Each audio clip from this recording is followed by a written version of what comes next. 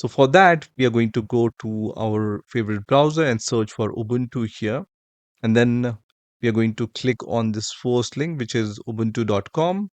And you can see Ubuntu 26.04 LTS version is now available.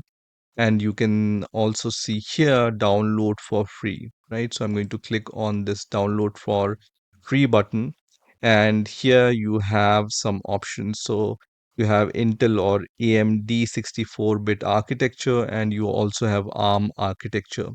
So I'm going to download this first option, which is for Intel or AMD architecture. Let's click on the download button, which is going to start the download of this Ubuntu ISO file.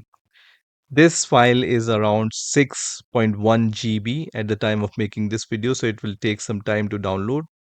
I have already downloaded this ISO file, so I'm going to just stop the download, but just download this ISO file and then let's move to the next step.